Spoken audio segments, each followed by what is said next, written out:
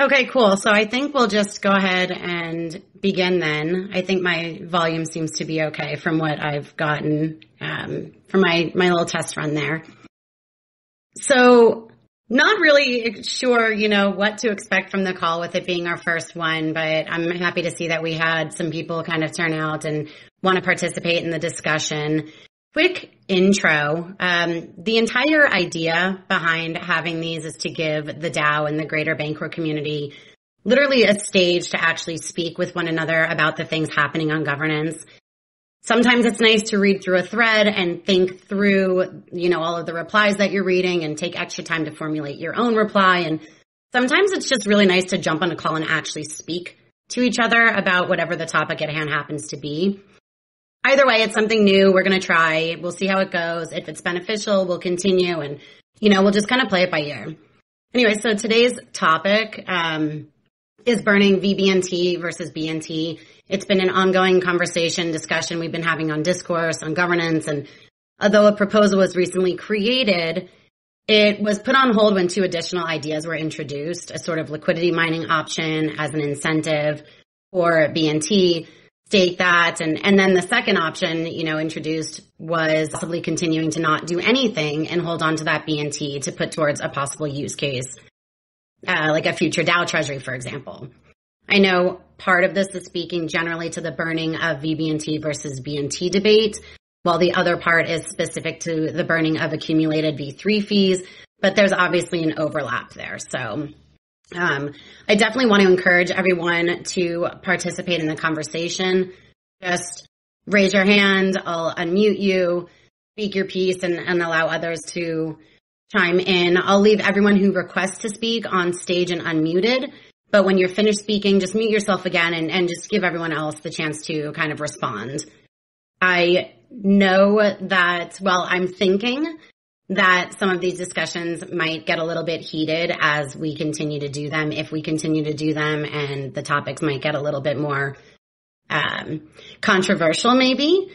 They could very well become actual debates, and that's fine as long as we keep them respectful and productive. And the idea is to, like I said, kind of work together and bounce ideas off of each other and try to come to some sort of a conclusion here. So hopefully we can just really focus on constructive conversation.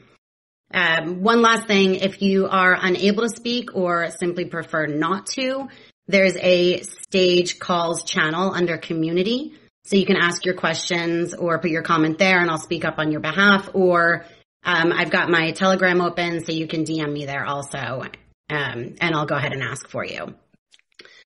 Mark, I want to start, we could all be very well aware of what this is already considering the conversation and, the way the protocol has been running. But maybe if we have any TKN LPs or somebody who might not really be up to speed, maybe you can give us just a high level overview, just kick this off with what the Vortex is and why it was designed specifically to burn vBNT rather than BNT.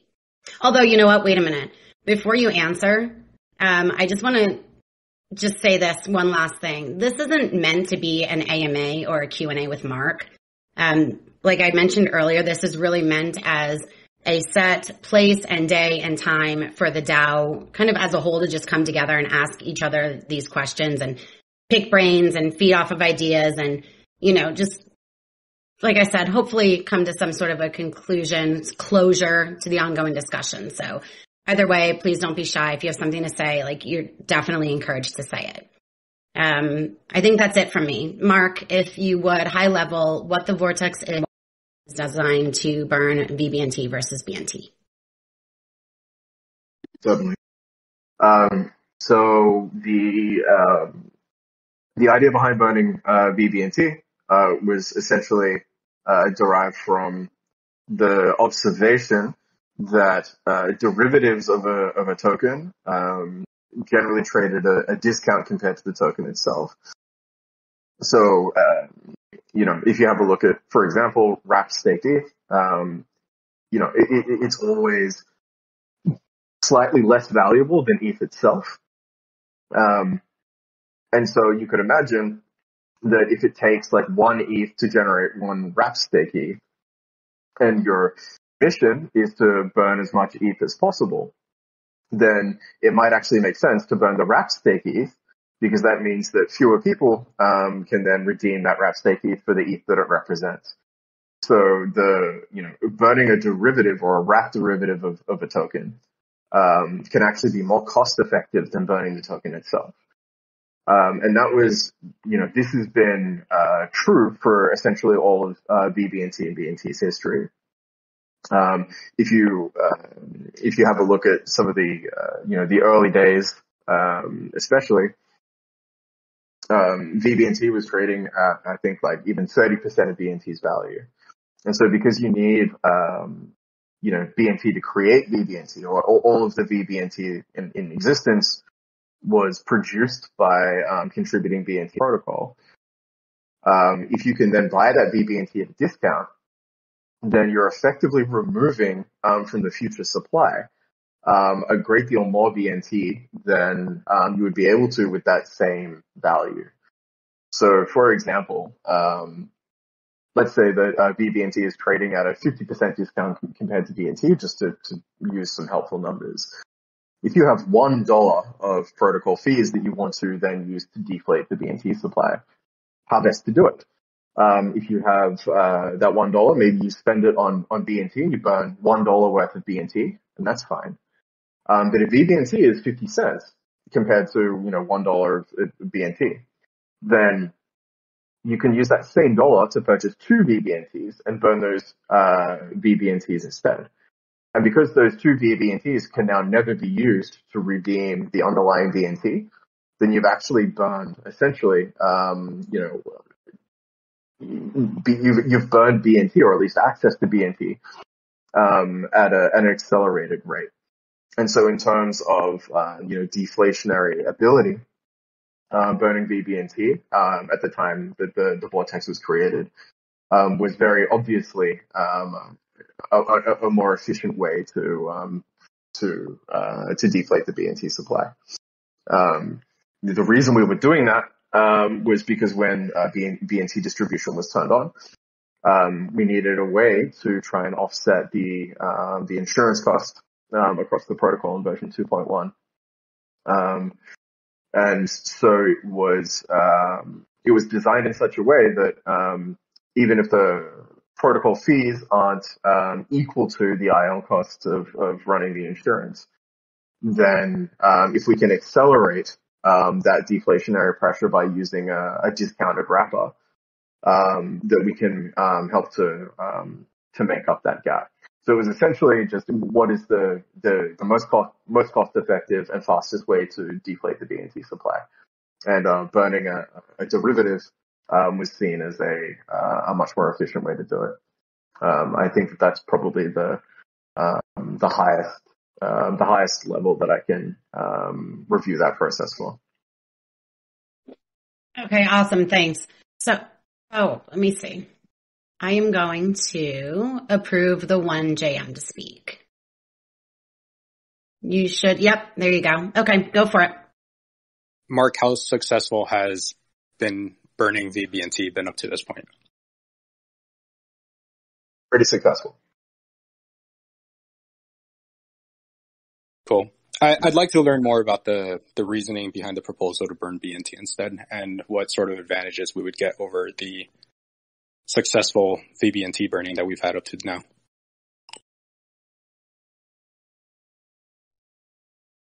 Is it okay if I speak? Yep, absolutely. So, Mark, when you say the burning vBNT has been successful, how do you determine success? Do you determine success by how much BNT you've been able to lock away, or do you determine success by since this BNT has been locked away, the price has been supported and the price has been increased? It's certainly nothing to do with price. I can never, it's important that I never talk about price stuff. I just mean with respect to the efficiency that the process has been running at. If we were to, so I guess the former is the best way I can answer your question. So you said, do I judge it with respect to, price action? I don't. Do I judge it with respect to the number of effective, the effective cleanup, right, of BNT supply? Then, because BNT was trading at such a discount for so long, it was much more efficient at locking away that BNT than locking BNT up directly would have been. What I've always kind of imagined what the Vortex is doing, the Vortex is obviously going to be locking away like a future supply of BNT from in the future being able to hit the market, because when that future BNT does hit the market, it could be sold down and that could theoretically lower the price of Bancor or of BNT. Whereas I would think that locking away BNT is a goal, but you lock away BNT so that you can support BNT or support the price of BNT or the health of the BNT ecosystem.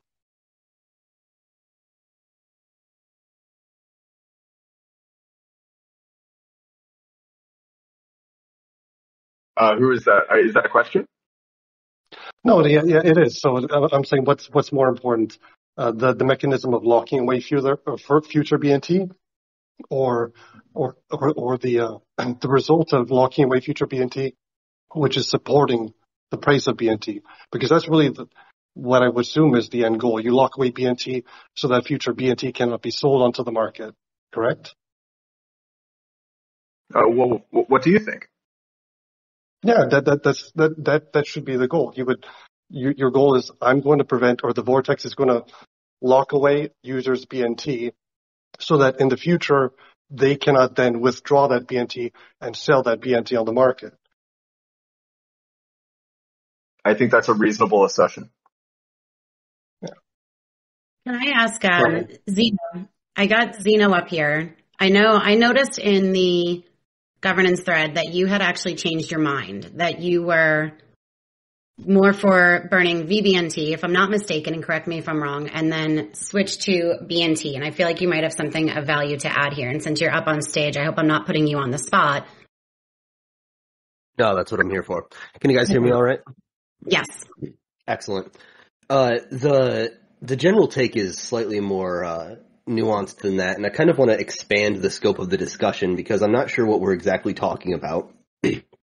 Specifically, in version 2.1, there is a full Vortex right now. Right, the Vortex takes fees and it buys BNT, swaps it to vBNT, and then burns it. And that's very efficient, right? Because that is a net zero price impact on the BNT token, and it locks away the most possible future BNT, like Jindo was talking about, right? It's a very efficient process. And when we talk about efficiency, what we're really trying to talk about is how much bang did we get for our buck, right? Like, if I spend $1 million and I lock away $1 million in BNT, that's neat.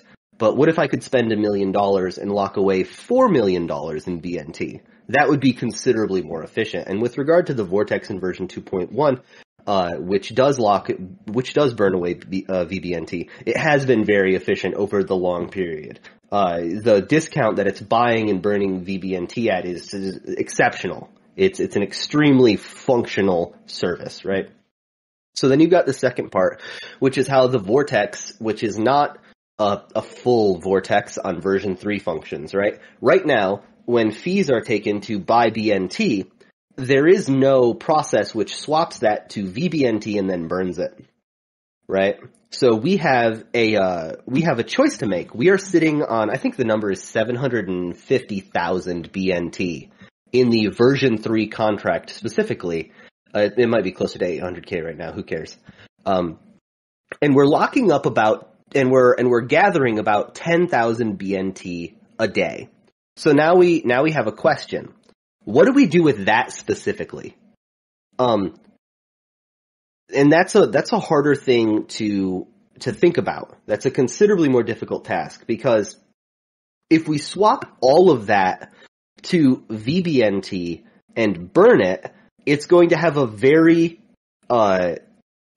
very large impact on the vortex pool, which is already in slight loss, right?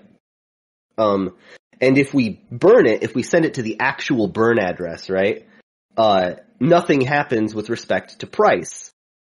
So what do we do with this thing? Originally, I was of the opinion that we should swap it to vBNT and burn it, but I no longer think that, which is where my shift of opinion has happened. What we should be doing is we should be, in some capacity, trying to create an advertising or hype campaign around burning BNT. Specifically, we burn about 10,000, we capture about 10,000 BNT a day in fees. And we should be doing like a countdown to 1 million BNT before we like send it off to be burnt forever. And that's what I think we should be doing with it right now. The reason being that right now swapping to vBNT would have a really big impact on the vortex pool, and the actual premium that you get by swapping, and you can't even swap all of it, right? Like after you swap like 150,000, it actually becomes negatively efficient. And that number might be closer to 200K or 100K, I'm not sure. But after you swap about 150,000 BNT to vBNT, the process becomes negatively efficient at the current liquidity levels. So I think that we should use this as an experiment. How does the market react to the hype around burning 1 million BNT? Because even in the bear market, even at current rates, we're capturing about 10,000 BNT a day, which means that once every 3 months, we can have this cyclical hype cycle about, hey, another 1 million BNT burned. And I think that's a pretty interesting thing. Do you mind if I respond to that? Not at all, please do. Yeah, go for it. One quick thing that I want to correct, and Mark, please correct me if I'm wrong, but so when we go through the vortex and token is sold for BNT, then that increases the price of BNT relative to that token. But then when you sell BNT and buy vBNT, that increases vBNT relative to BNT.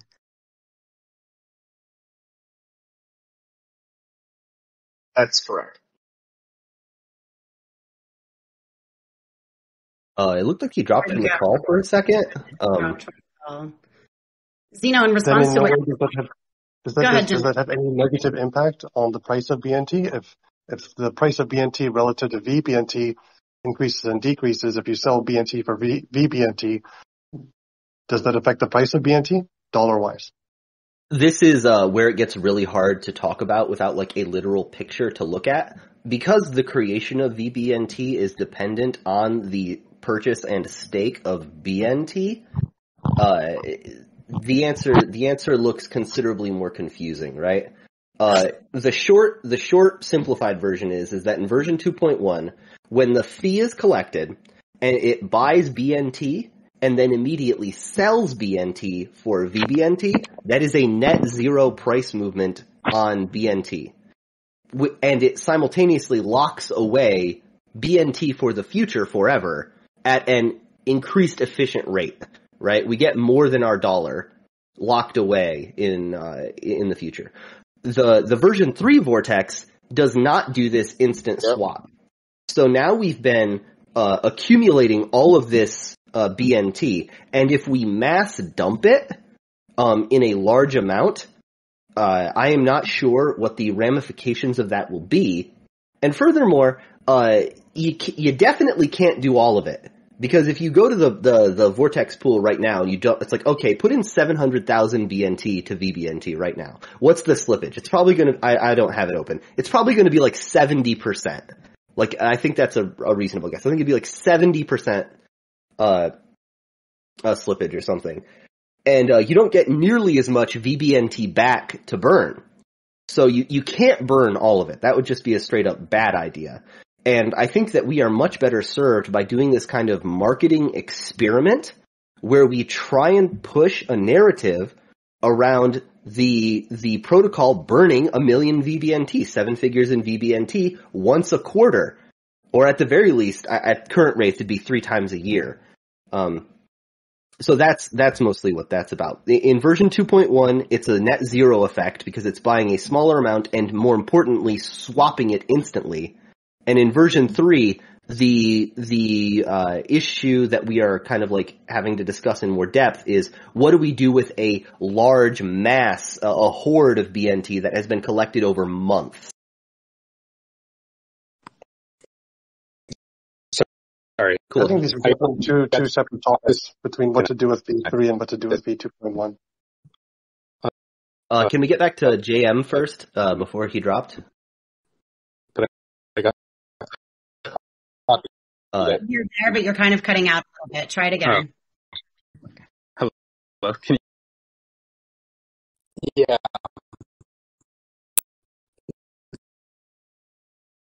Not so much. Jam. Yeah. Yeah. So, the reason that I was, sorry about that. Any luck now? Much better. So the reason that I was bringing it up was because in B3, since the BNT has already all been collected, that means that all of the price impact that we've had up to this point has already taken place, right? The fees that we were collecting, yes. All of those. Yes. So the concern that I have with a huge marketing campaign to burn, like, let's say we hype up the million BNT are about to be burned, and then we burn it, that's going to have zero price impact. The only thing it's going to do is reduce the number on the supply in coin market cap, right? Like, it's not going to do anything else. And so if we hype up a non-event, then that's a concern to me. But if we're looking for something to market, then I actually think that we should take advantage of the new kind of up-only vBNT price action that we're seeing. At this point, we're at around 0.9 ratio, right? Soon to go over 1. What if instead we start promoting vBNT a lot more? So especially once vBNT hits like, let's say 1.1, 1.2 or something, and start hyping that up, then people are going to want to get into the vBNT game, right? And the only way to get into the vBNT game is to have people buy BNT. That will actually have a positive impact on price action. And you get some marketing hype around it. Okay, so I think that's certainly okay. I think that's a possible narrative, right? I don't think that's a ridiculous notion. In general, the market has had 2.5 years to react to vBNT, and nobody gets it. No, nobody gets it. There are large people in the Telegram and the Discord chat. They don't get it. People in this. It seems like a thing that is specific to Bancor that nobody really understands or wants to put the time in to understand. And the market doesn't react to it. The market reacts to hype. Like, what is Luna Classic at right now? Right? Like, is Luna Classic like a good product with great fundamentals and that's why people are buying it? Dogecoin? Is that? No. People react to, sentiment. Right? People react to things that they can collectively understand. And so you're absolutely right. It could be a case where we do this thing where we say, hey, we're going to be burning this million BNT and nothing happens. What are they going to do? Hate us more? Are people just going to start disliking Bancor suddenly because of that? No. I think now is the absolute best time because piling on more hate at this point does literally nothing to us. And the potential for upshot is so large in my opinion, right? Like, we have never experimented with the buyback and burn of BNT as a marketing tool. And I think that it deserves experimentation. Even if it ends up being bad on the net, it absolutely deserves that experiment, in my opinion. I completely agree. I think the problem, though, is that it's not a buyback and a burn. It's just a burn.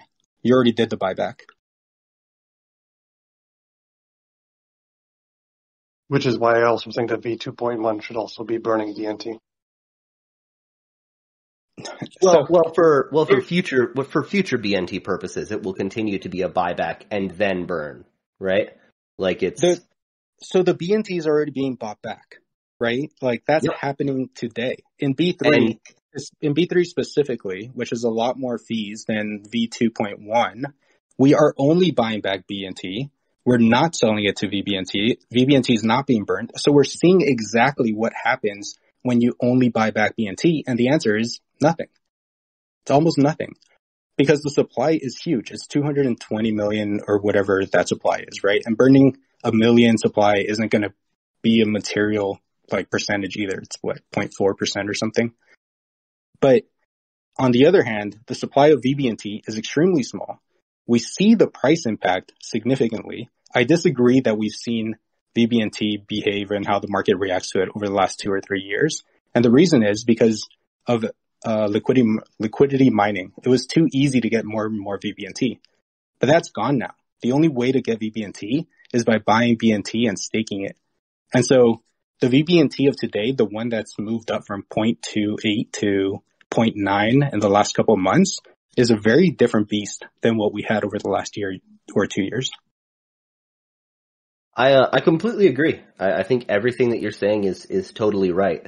For me, what this conversation boils down to is I think that BNT deserves this experiment. I think regardless of the actual outcome, we need to at least try it because the downside we know is essentially that it just does nothing, which is sad. But I think that the protocol needs to experiment with something that can collectively have the potential to catch on in some kind of collective fashion, right? And that's like the main argument here. Everything you said is totally correct. Liquidity mining rewards is reverse vortexing. The vortex hasn't had a chance to really function on its own. The vortex has been incredibly successful in the past. All of it's right. And I just think that with this BNT that we've collected currently, and maybe like another 3 months after the burn, if we choose to do the burn, to do it again, just as like a second try, to see if that takes. And if it doesn't, at that point, I'd be straight in your camp. But in the meantime, I think it just deserves that experiment. I think talking about a one-time burn, I mean, I'm not a fan of it. I won't help promote it personally, which is fine. But I'm okay with it. I think you're right. Like some things are worth experimenting and we can experiment it. So burn the million BNT, that's fine. I think the parts where I start getting concerned are when we start talking about continuously switching the burn to BNT as opposed to vBNT, when we know exactly what that does, and that's what V3 is doing right now, and it's nothing. So that's very different than trying to promote a 1 million BNT burn one time. Jam, are you proposing that what is being burned from V2.1 right now stays vBNT, and then what's being gathered from V3, we burn BNT? One time. See what happens, see how everybody reacts, and then based off of that, then you decide what you want to do next. But yeah, leave the 2.1 alone. I think I do actually have something that I disagree with you about here. The idea that it's doing nothing on V3. I think that's objectively. I think you're minimizing it. It is doing. I take that back. Okay. It's having the same impact that it has on V2.1 and the same impact as if we were selling the BNT for vBNT. It's the same impact, but it's there and it is actually impactful. So you're correct. Cool. All right. Yeah. Then I think we're in total agreement. We should probably. It sounds like you're saying that we should burn this 1 million BNT as an experiment. I think that we should run it a second time. Because the vortex might not be built, in another 3 months. You think definitely not. One experiment is good enough, and if it if it bricks it, then we're done. But yeah, I think in the short term that like if anybody has any other thoughts about the burn, I'd like to hear it. But it sounds like Jam and I are pretty interested in this idea of like trying this 1 million BNT burn for the stockpile that we currently have. I have some comments that I can. Oh, go ahead, Glenn. Sorry, I was reading through some of the chat here in the live_stage calls channel. So I just want to mention some of this stuff. Right now we have roughly 791,000 BNT collected in version 3 of the protocol. For those of you that may not know, there's a large whale in Uniswap v3 that's providing essentially vBNT liquidity. Roughly right now at the current rate, they're trying to sell 380,000 vBNT, and they have over close to 2 million vBNT locked up within a certain price range. I put up a screenshot in there if you guys want to take a look. What Silent has mentioned that vBNT changed fundamentally with V3. I think he's referring to the fact that every BNT deposit in V3 no longer gets you 1 vBNT in return, which was the case in version 2.1. This over time, essentially, you get less vBNT as you're depositing BNT into the protocol. And Flymaster has mentioned that vBNT marketing makes more sense on a business standpoint, instead of trying to grasp for sentiment on BNT burning. So these are the comments there so far, from some folks in the audience, that have been made. Paper Street Capital, do you want to go ahead and unmute yourself? I know you wanted to add something before Glenn started reading the comments. Yeah, can you hear me? Yes. I'm with Zeno. It seems like a low cost option to just give this a shot, and also at vBNT in the 90s now, a lot of it just seems a little marginal on the current steps. Maybe that gap will widen. So, we get, it is just, in my mind, it's a derivative, like Mark said, and we can use the derivative to get a better bang for the buck. But I don't know. I feel like we're fighting over pennies when Zeno might be right. You don't know what a marketing effect could do. It's worth a shot. In worst case, maybe we reset that burn account to more of a reasonable level where we don't have the slippage and can really more utilize it. So I don't know. I feel like we're getting heated over something that may not mean much. But it's just a mechanism that can really help us. So let's find out what we can.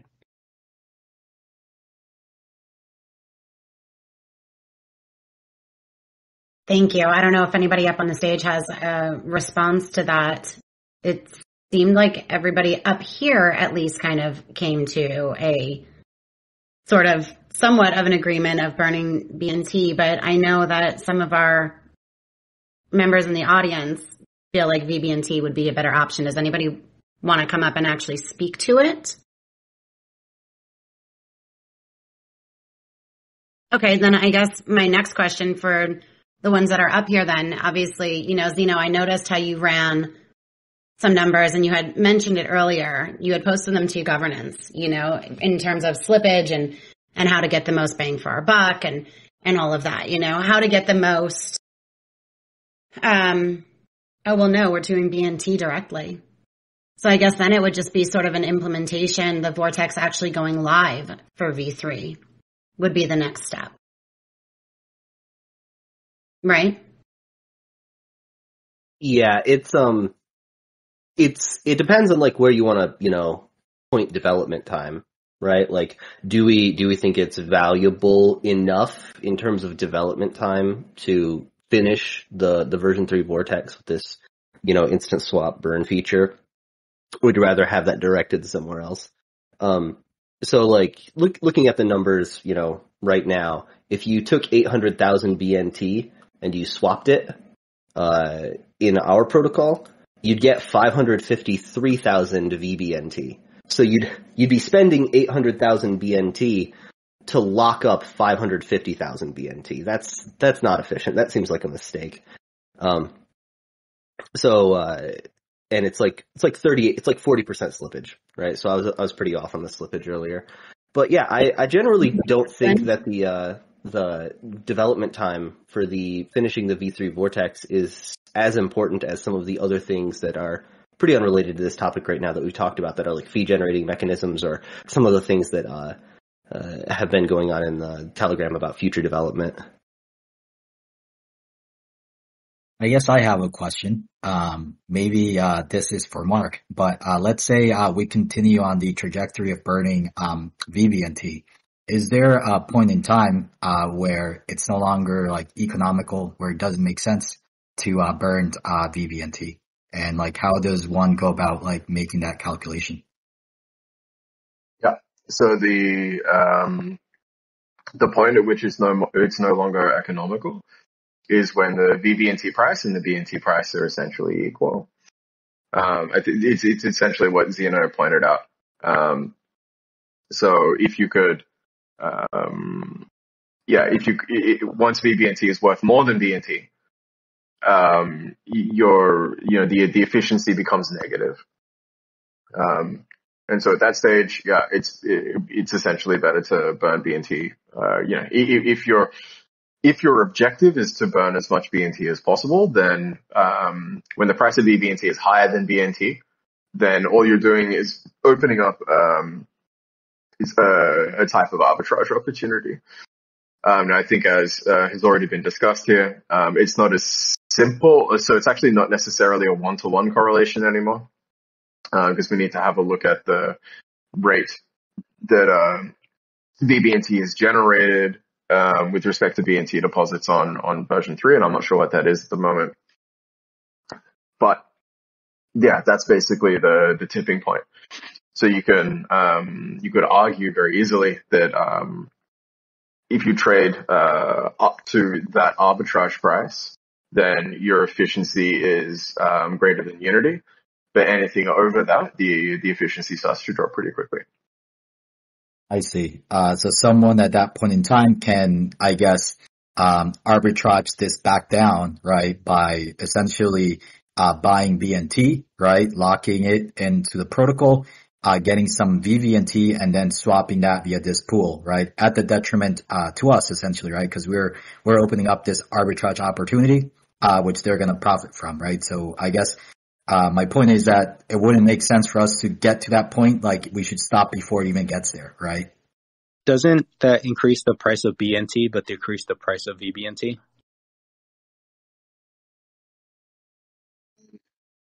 I mean, I'm going to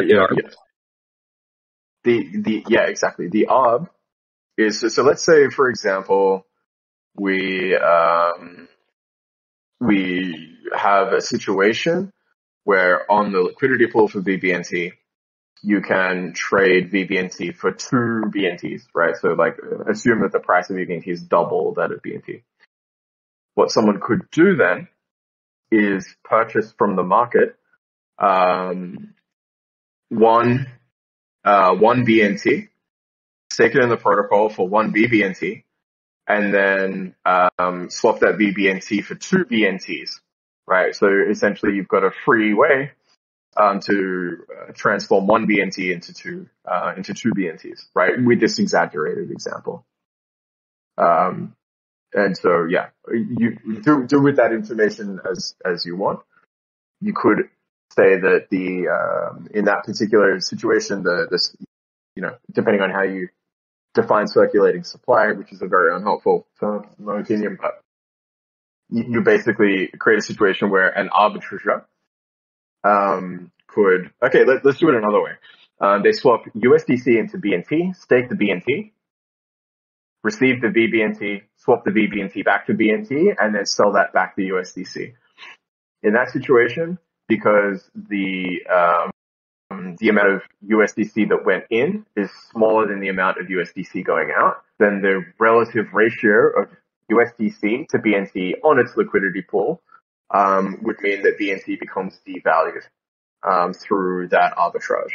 If, however, someone was arbitraging into BNT, there wouldn't be any difference, assuming that they held on to it.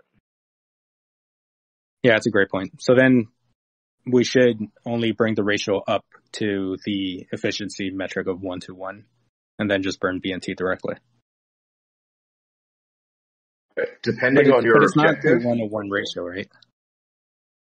it's not 1-to-1. So that arbitrage that I just described only becomes available after you're able to stake BNT and receive vBNT and then swap that vBNT for more BNT than was required to produce it in the first place.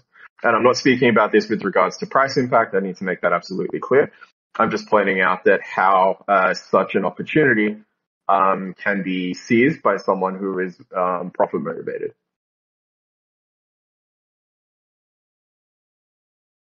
Flymaster in the chat, the counter is that with the other, you keep BNT as liquidity.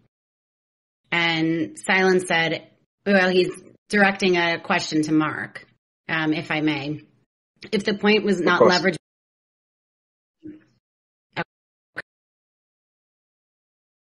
Hello? If the point, can you not hear me? I'm not sure if I was ripping out or if you were, but can you please repeat the question for me? Yes. If the point of was not leveraged BNT burning, then what effect would vBNT over BNT have?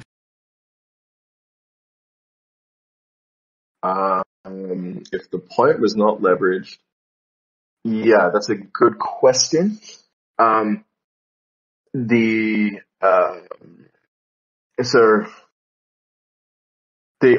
wouldn't have any effect.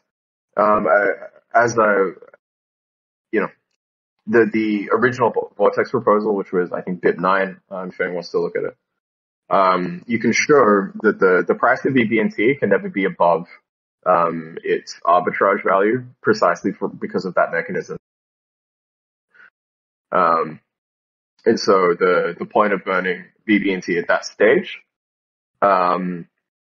is nullified, in my opinion.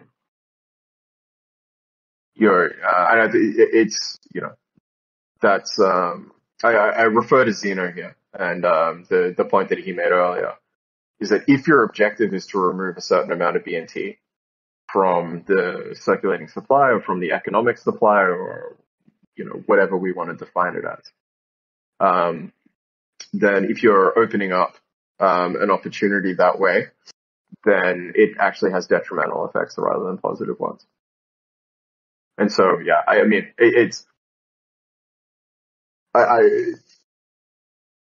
there's no straightforward way to answer the question because it's imaginary, sort of a hypothetical.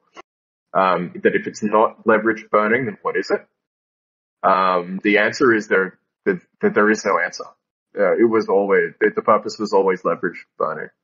And so if that feature feature is no longer there, then the foundations of the original Vortex proposal are no longer as strong as they were, I think is the best way I can answer that question.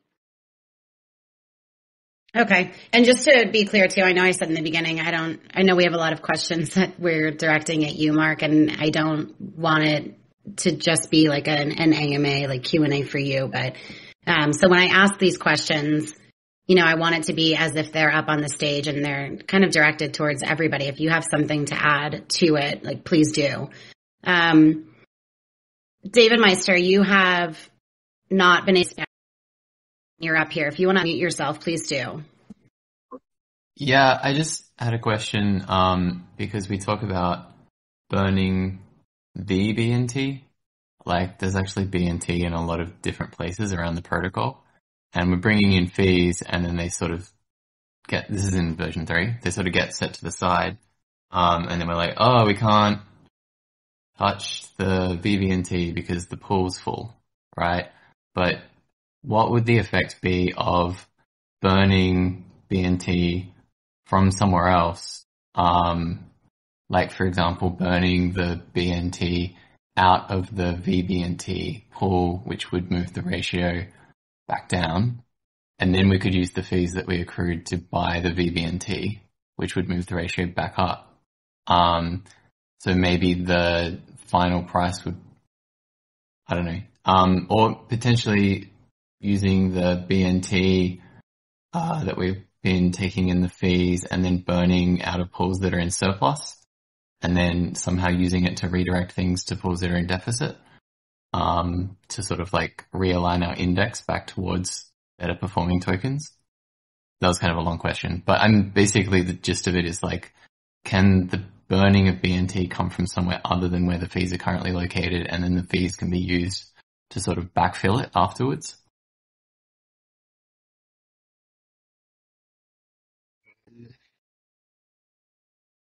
The fee is always collected in the target asset.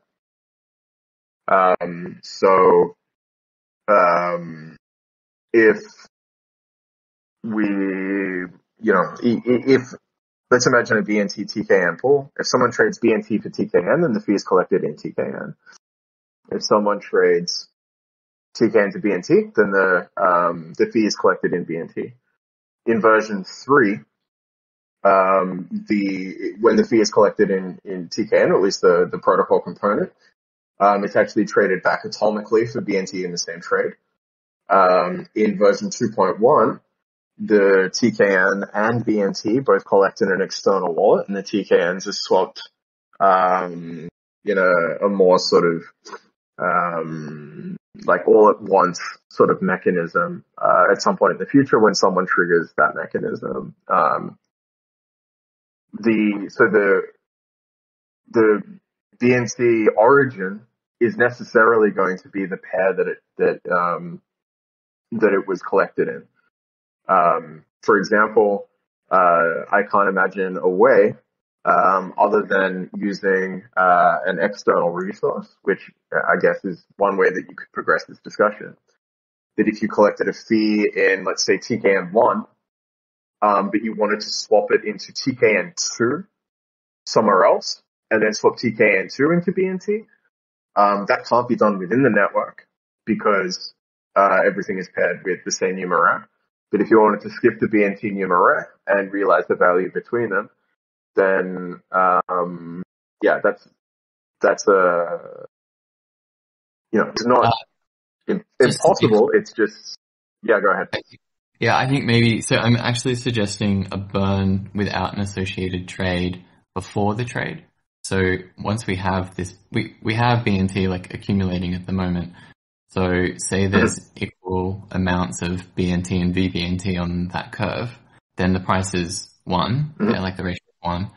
So could we just burn the BNT off the vBNT curve without a trade, which would change the price, and then use the BNT fees to buy the vBNT, which would then deposit BNT back on that curve and take vBNT out, which would then put the ratio back up again after it was originally brought down. I see what you're saying. So you're essentially, so I just want to make sure that I understand what you're saying. That there be a mechanism in place that basically uses the BNT price as a kind of oracle, I guess, for fairly valuing vBNT, such that an arbitrage opportunity is never created. Is that, am I even close? Yeah, I mean, we could figure out what the optimal is, but I'm just thinking as like a general principle, do we have to burn the BNT from its sort of like off curve location, or would it be worth like simulating, like using the simulator or just investigating whether we could burn the same amount of BNT that we were going to burn, but burn it from a curve, whether it's vBNT or something that's in surplus because we want to redistribute things through arbitrage, like some end goal that we have. Could we be a bit more, I guess, targeted than just burning stuff and doing a marketing campaign? Like, could there be a secondary goal? Yeah, I think it's certainly worth discussion. I'm going to try and not, I don't want to dominate that discussion, but let's talk about the idea of burning directly off of the pool, which is something that essentially we're doing sort of incrementally through fee accrual. But because it happens during price discovery, it's not, it's not immediately arbitrageable. So let's discuss AMM mechanics just for 2 seconds, because this is super important for what is being described. Let's say that someone is trading, USDC into BNT. the fee component is already a part of that trade, right? Essentially, the USDC is swapped into the pool and the BNT is going to be swapped out of the pool. And then a small sliver of that BNT is kind of sliced off and remains behind in the protocol. And this is how all fees work essentially in all AMMs. And it's almost always from the target asset. I think Balancer is the notable exception there, where they actually take a small sliver off the incoming token, so off the source token, and give the trader all of the target token. Now, the reason why we need to consider this is because it has a direct impact on the price movement in that pool. So you can think of the fee as being literally a part of the slippage, right? The slippage and the fee are not really separable concepts economically. Obviously, in a practical sense, they have very different origins, right, with regards to the mechanism that produced them. But their economic consequences from the trader's perspective are absolutely identical. So when you are moving the fee during that step, it doesn't mean that there's like this enormous arbitrage opportunity. Now, one of the things that you can run a thought experiment on would be, okay, like what if we burned 99% of all the BNT in all of the pools all at once today, right? The naive response would be, okay, if all of those reserve ratios are being amplified by a factor of 100, then that would suggest that it requires 100 times as much TKN to purchase that amount of BNT, and that means that the first root of the curve becomes much more biased towards BNT scarcity in that sense, right? It's the less populous aspect of that curve, and it's going to require more TKN to move it. However, if you do that, then that means that anyone who was observing this from the outside would now have an opportunity to move their BNT into that pool after it was burned out of it and extract a huge amount of TKN. What I'm essentially describing here is that you can artificially move the exchange rate, but you should realize then that exchange rate is then going to be exploited essentially by a third party immediately after the fact. So you can do it in small amounts as long as it's a part of the natural price discovery, meaning that someone literally has to pay, right, for the price to change. But if you try to artificially move it, there's all kinds of economic problems as to why that will always fail. It's sort of ridiculous, with regards to what you're saying especially with vBNT and BNT. But it feels unnatural, I think. But I'm going to stop talking. I want I'm happy to listen to what everyone else has to say about it. Can I just point out that the reason I suggested it is because, halfway through the conversation we mentioned that there was a vBNT pool up on uni, but normally there's not really an external market for vBNT. So that opportunity doesn't exist, I guess. I wasn't sure if, David, you're referring to just like removing BNT liquidity from a pool, which like we can do, like we can lower the trading liquidity, right? But that's not going to change the ratio, as far as I know. Like it's still going to be the same ratio, just lower liquidity in the pool. No, not that. I'm suggesting actually, because we say burn BNT, like conversation is burn BNT, burn BNT, and it's like, where are you burning it from? Right. I think when we do lower the trading liquidity in a pool, that does actually like remove like BNT from the supply.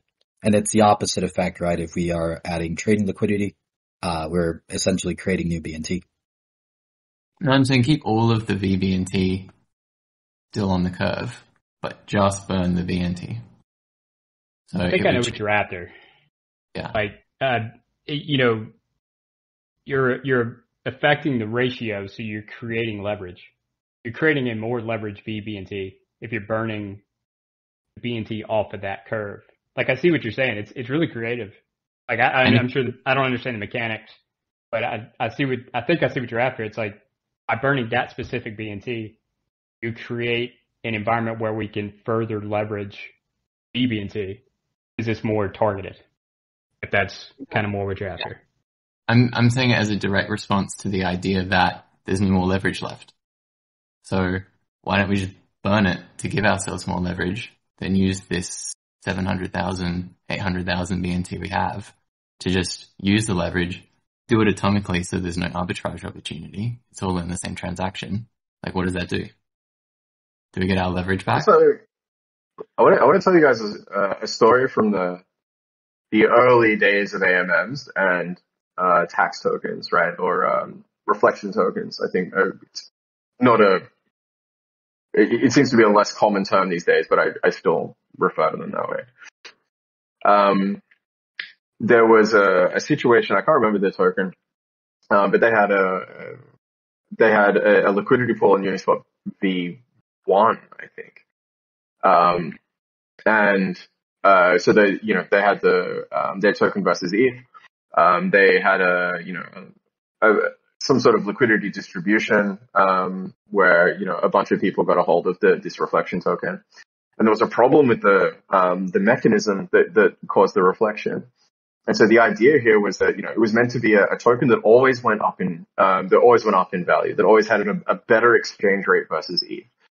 And so every time someone, traded on the pool, it didn't matter which direction they traded it, it would reduce the amount of available liquidity for that token. And the idea was that, it would essentially keep increasing the quote price of that token.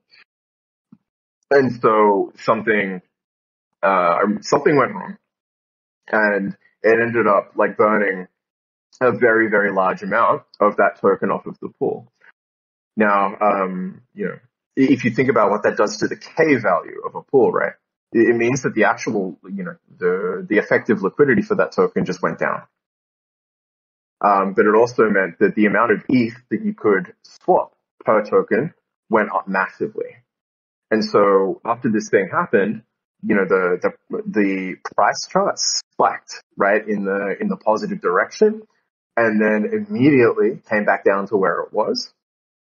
But the liquidity that was now available had been reduced by 66%. And so the actual, and this is just an anecdote. And, you can consider how that might relate to the present discussion by yourselves. But just pointing out that in a very similar situation to what you just discussed, the intended effect of changing the available liquidity and the ratio of those two liquidities in a standard constant product liquidity pool, it did have the only noticeable effect that it had over long periods of time was that the liquidity for that token pair was slowly being driven to zero. Yeah, you'd be taking the money from the vBNT. That's where it comes from. It has to come from somewhere. So I was wondering if basically people would try to front run that and the ratio would never get too high in the first place as a stick. Because people would know that that's going to happen, right? They wouldn't just leave.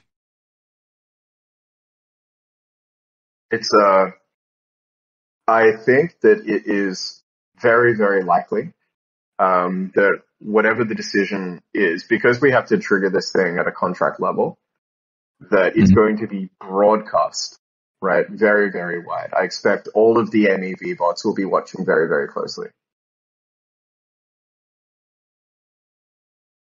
This is not something that can be executed, in secret. Right, but wouldn't you expect the game theory to be that it never actually gets to that point because you're literally just going to take vBNT from the pool? It depends. In a fair game, that might be a totally valid point. But what if you've got the time resolution to reorder transactions in a block? Yeah, maybe.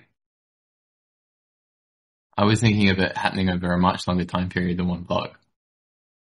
As in, people would know that it was kind of getting to that threshold. Because the ratio keeps creeping up, and nobody wants to sell their vBNT presumably because they know it keeps going higher and higher. And we're talking about the point of it being this leveraged thing, but somebody has to sell. Like, people have to sell their vBNT at this higher ratio to bring the ratio back down. And they're taking on that risk in that leverage, and that risk that they're taking on is what gives the protocol juice to get the efficiency that it needs. So if people, if there's selling. Yeah, I was just going to comment on that risk. real quick. But David, you're cutting off. I'm not sure if you're done. Oh, sorry.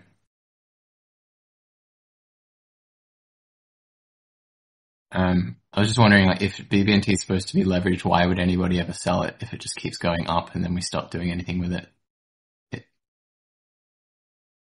It defeats the purpose of it being this leveraged thing. Yeah, it's a valid, totally valid observation. I just to add to that real quick. So we saw a lot of people leveraging their vBNT. I would say back in like last year, maybe like in like Mayish, like, you know, when I guess there were all these farms going around that were providing a lot of good yields, right? So people would essentially leverage their BBNT. They would go farm somewhere else, make profits, and then eventually, come back and then I guess buy back their BBNT, assuming that, the ratio didn't go up too high and they were still profitable after buying it back. So maybe like this is something that could happen in the future. Like if we get all of these farms coming back online, like there has been a market drawdown right now. But also like, someone might actually vortex themselves when it's like at a higher rate, when it's at 1. Like we don't know, right? Someone might make that bet, right? And they might vortex themselves, and then it's gonna sort of like juice it up for us so that we can buy cheap vBNT and then obviously get a better bang for a buck. What I also wanted to mention was that the actual vBNT pool itself, at the moment, it's only roughly 53% or so of the actual like vBNT tokens are made available for trading, right? So we have a lot more vBNT that's not paired with any BNT, right? So this means that if we do want to, for example, have a lower price impact, if we're swapping large amounts of BNT for vBNT, we can also look at like increasing the trading liquidity, right? But we also have to figure out like, okay, what does that do to like a potential like a surplus deficit scenario, right? Because all of a sudden there's more tokens that are on the curve, right? That are potentially going to be burned, right? There's also the vortex was created partially to let people leverage, right? So you have a lot more vBNT on curve.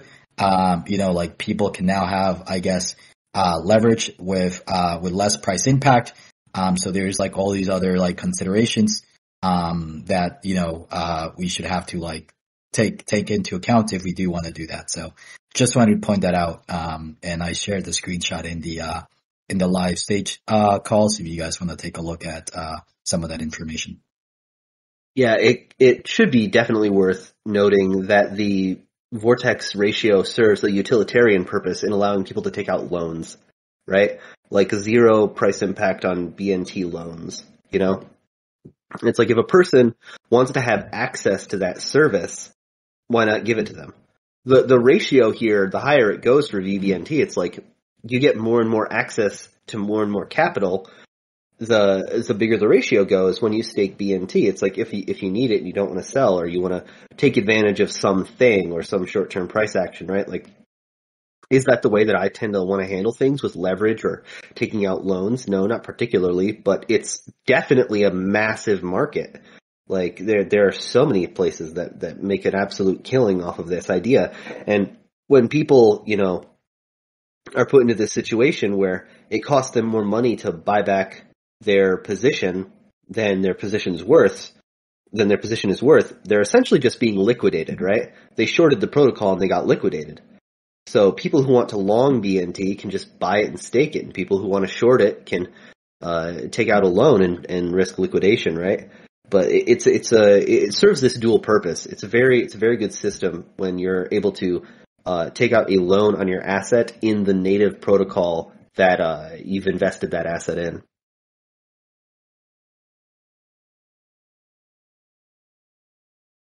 I also want to point out that the efficiency doesn't end at 1-to-1 with Bancor 3, right? Like when you stake 1 BNT today, you don't get back 1 vBNT. You get back 0.99 something. So the ARB has to be, in order for the ARB to actually be there, the price of vBNT has to be a little bit above 1 in order to make it profitable. Or like 1 point, I don't know what it is today, something like 0.3, 0.5. And so that threshold increases over time. When that threshold increases, then that gives the efficiency a benefit back to the protocol to burn more BNT by burning vBNT, or locking BNT by burning more vBNT, than if we were just to keep it at 1-to-1 and just say, like, that's the point there. Or switching over to BNT burning. I guess my point is that efficiency comes back continuously as time goes on.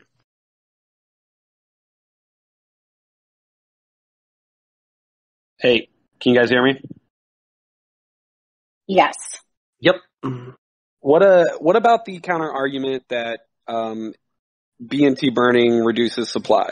Are we not interested? Are we not as interested in that? Does anybody have any rebuke to that? I just want to give some kind of I don't personally, think it's as efficient as burning vBNT, but I'd love to hear some counterpoints to that argument. It was brought up a little bit ago about just very briefly being like, hey, it's if we burn 1 million BNT, it's like 0.4% of the supply, and I forget who said that's like insignificant.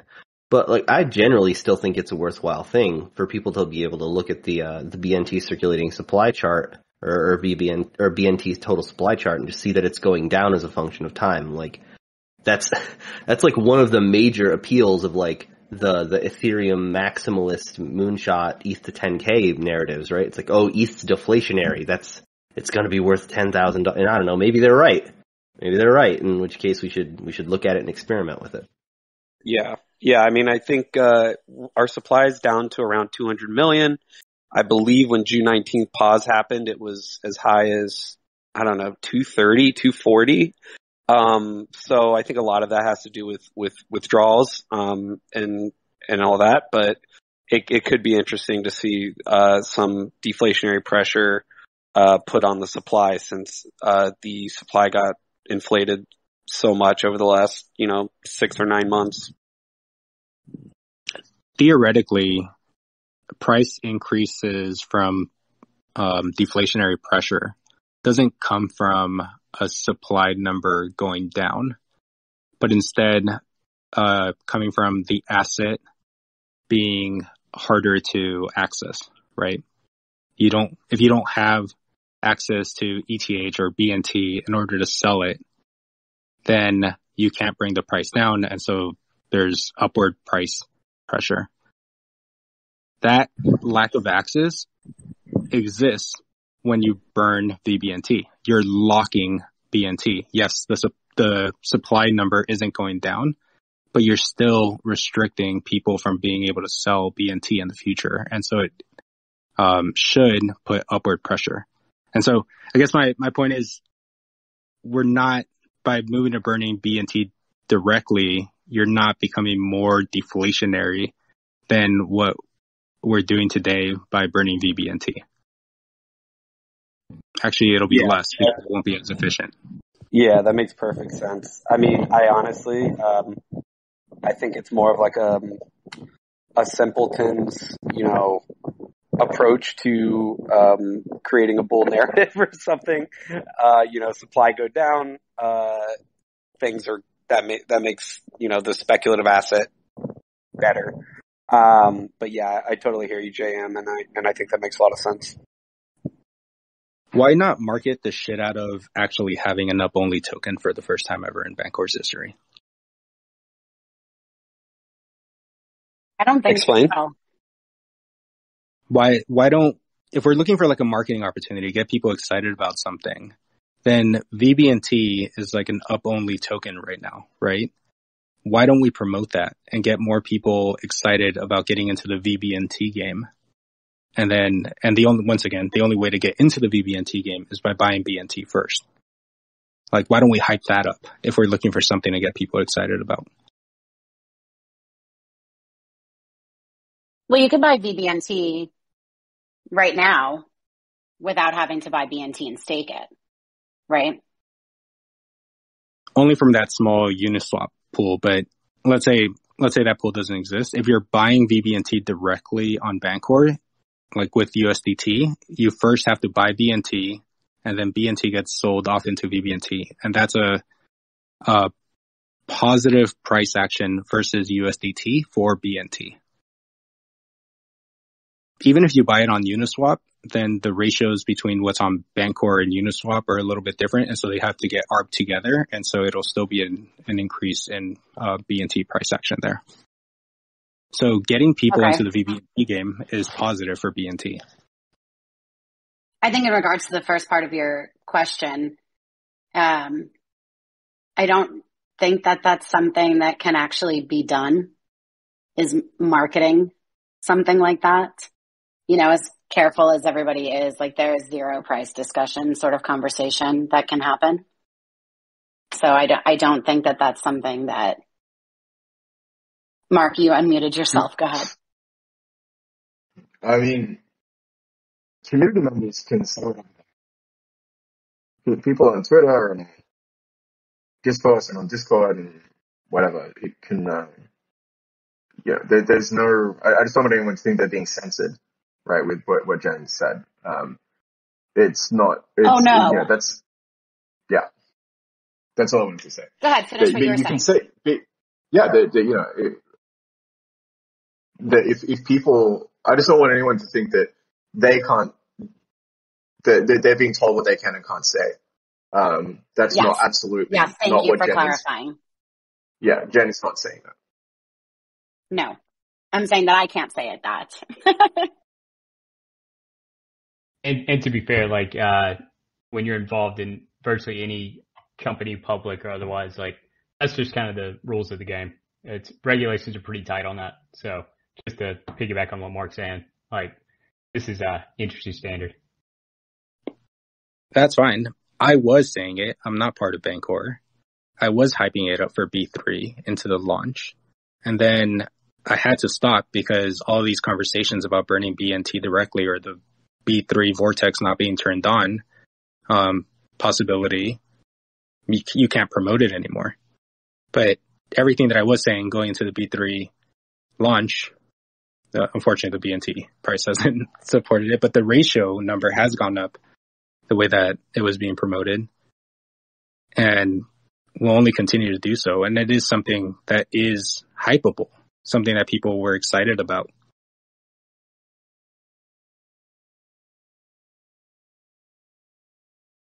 It's a good point. So, I just wanted to go back to what Zeno was saying, right? Like, there's all these tokens that have these like burning things, right? Like a lot of it, I think for us, it's like we sort of like understand the industry, right? Like we are more educated than others.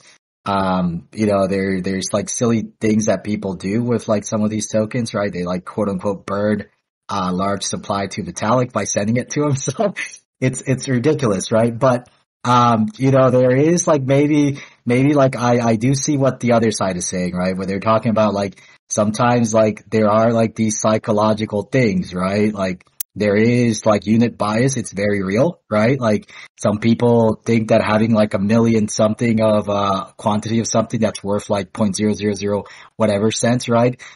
Is better than having, one of something that's worth like 40,000, right? So, I just wanted to like throw that out there, right? Like there are like these psychological things, that I guess, like the argument that's being made as well. Like I've seen this argument where it's like some of it might be like psychological.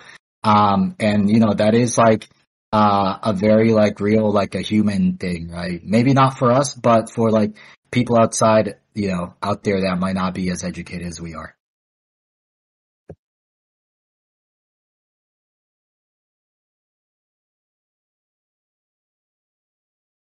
So do we think earlier we were saying that everybody was kind of, well, not everybody, but majority who were up on the stage at least seemed to kind of think that burning the BNT was at least worth a trial run. Do you still think that? Yeah, Or do you think like a 50-50 sort of thing? You know what I mean? I think burning the collected BNT in version 3 is still very much worth an experiment, right? Like, we can't swap it in our own pools.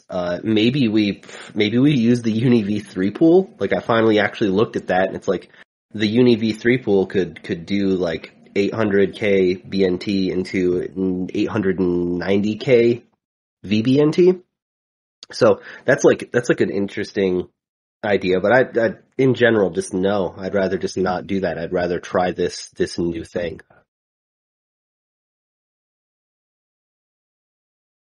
If you're, I support burning BNT ones, but I'm not trying to backtrack on that. But if you're concerned about any sort of legal things, then to me, it doesn't sound like promoting something where we all believe is going to have no impact to hype people up into potentially buying BNT or getting people excited about BNT. Doesn't seem like the best legal action to take. I'll just throw that out there. There's no need to respond to that. It's just... No, I will respond to that. It's a 100% valid concern. It's an extremely difficult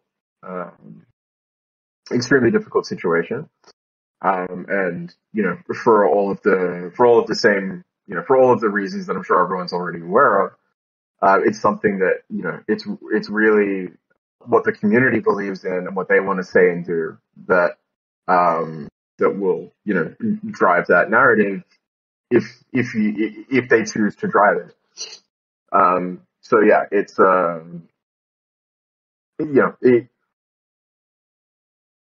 it's not a free pass, essentially. Either one of, like, whatever we do, talking about it is complex. And legally, these things have exactly the same issues. It's really just about how, whether or not people observe it happening and what they think about it. I think that's the question that, is being raised, right? It's not the question I'm asking. It's just, what do we think? What do you think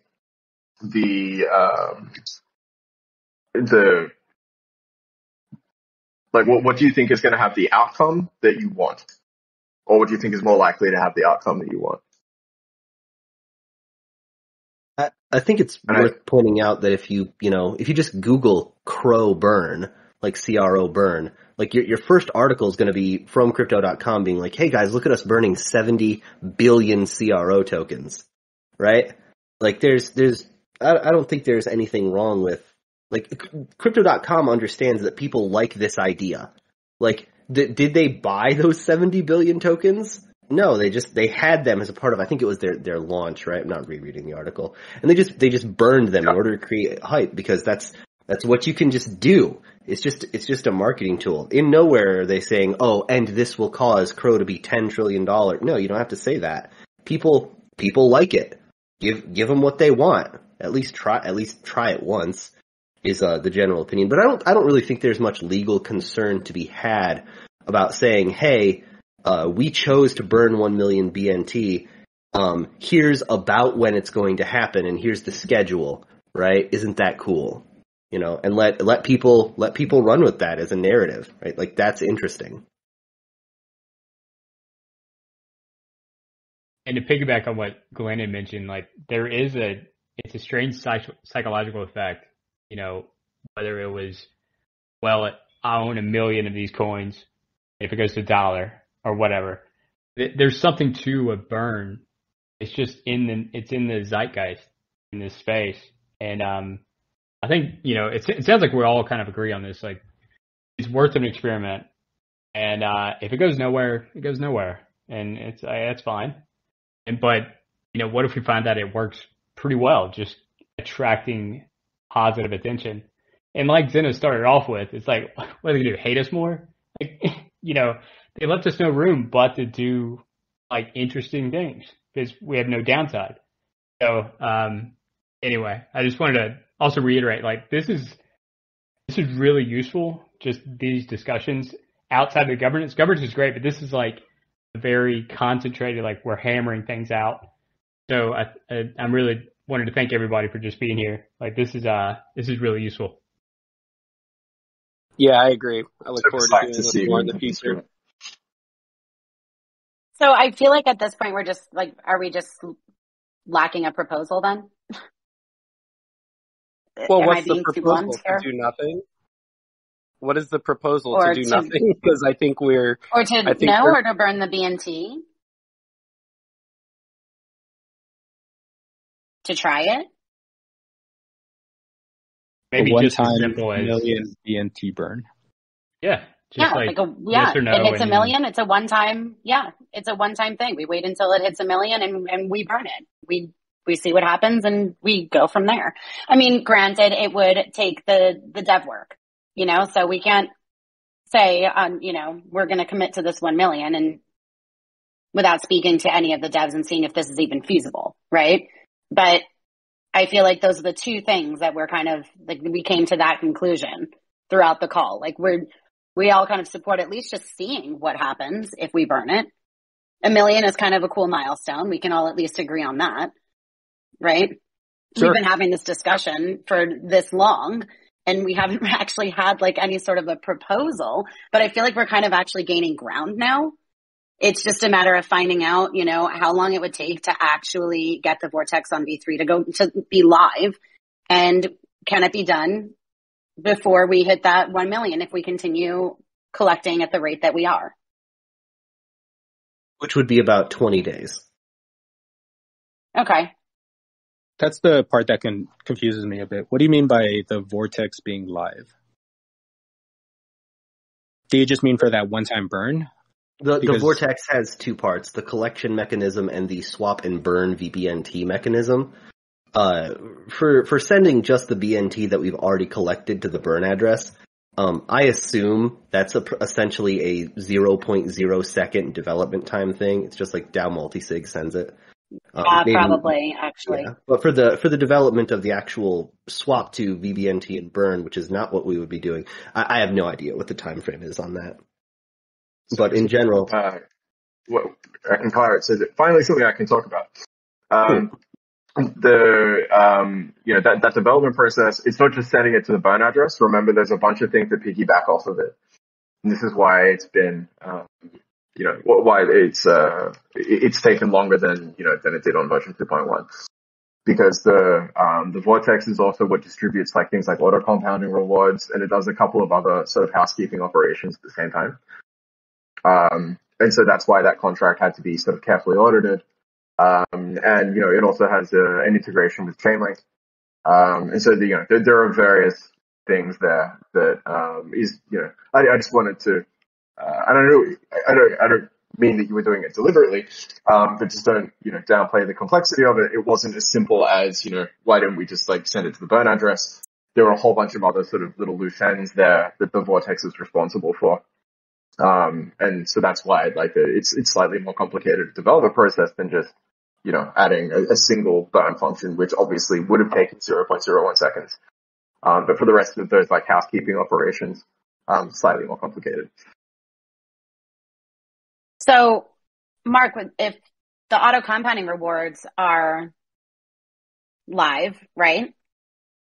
Then essentially if it's all of those different, go ahead, you unmuted yourself. You can correct me if I'm wrong. Yeah, the auto compounding, I think the auto compounding rewards are live. And we've exposed a function to distribute them that those token teams can use. But then once that Vortex component is completed, it would be done, without them ever having to touch it. I think I need to, I'm a little bit out of the loop with what's happening there because of the other work that I'm doing, but I believe that that's what will be discussed. Right. Okay. So would it possibly then, I mean, I guess we could sit here and we can speculate, or we could just ask Yudi or one of the developers, what would this take and is this feasible? And then at that point, we find out if it even is, and we can kind of move forward with this and possibly hit that 1 million. If you wanted to do something exactly at 1 million, I don't think that would be difficult. Or, as soon as it passes the 1 million threshold, it won't be exactly 1 million because it collects it in, discrete amounts. Right. But yeah, I promise you that that's a development cycle that would last all of a couple of hours. Okay. So there is an existing Glenn. proposal. Yeah, Nate had written a proposal, I think, around these lines, just like burning BNT. Maybe Right. we could just ask there, just like at Yudi, or like maybe one of the other developers, just to get their opinion, and then if the DAO wants to vote on it, we can just put it up on Snapshot and send it up for voting. That's right, because that was his original proposal, was to burn it, and then he kind of took that down with everything. It was overanalyzed with his suggestion or his mention of possible liquidity mining rewards and just holding off on it altogether. But yeah, we can do that also. Yeah, I mean, ultimately, the DAO is going to vote on it, right? So the DAO is going to decide, and if it has quorum and it meets super majority, then it is what it is, right? So, but yeah, I think that thread does have a lot of other suggestions, so that's probably the best bet for us to just ask there, and then maybe even link this call afterwards, right? Because I'm recording it, I'll put it up on our YouTube channel. I'll just link it there. Well, and it's like you said, if the DAO's going to vote on it. Go ahead, Mark. I was going to say it's been super long call as well, and I don't think that. Yeah. Although it feels like we're getting, that the group is sort of arriving at a natural consensus. I just wanted to suggest that we can disband and then come back tomorrow or something after we've had some time to consider all of the different things that we've heard. I don't think that we need to necessarily rush to a decision or even rush to a proposal. If we need to keep talking, I don't think that that wouldn't be a terrible result. And I've enjoyed listening to everyone and hearing what people have to say. And I actually don't think that's a terrible idea. Yeah. Yeah, if we need to do it again, let's just do it again. We can ask the developers. This is the other thing that I did want to point out, which is that as I've been reading through some of the channels and comments on discourse and things, there seems to be this let's call it an artificial sense of urgency. This is one of all of the things that are urgent, right? This is something that you actually do have the luxury of time.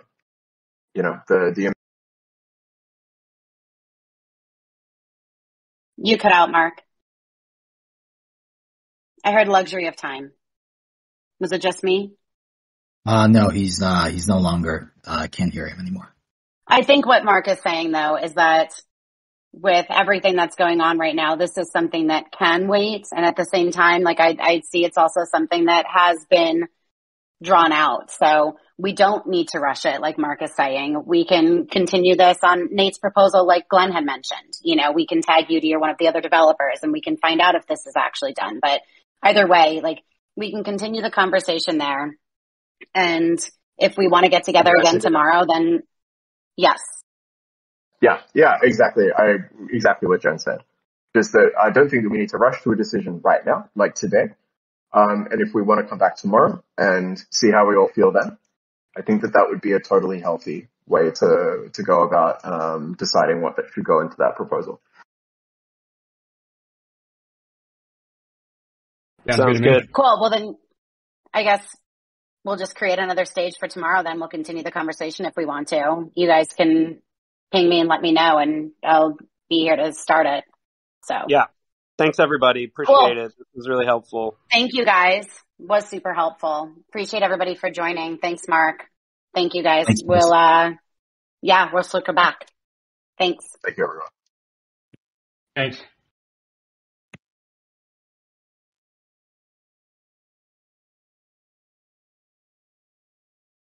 I'm going to stop the recording real quick. Let me tell the bot to stop the recording.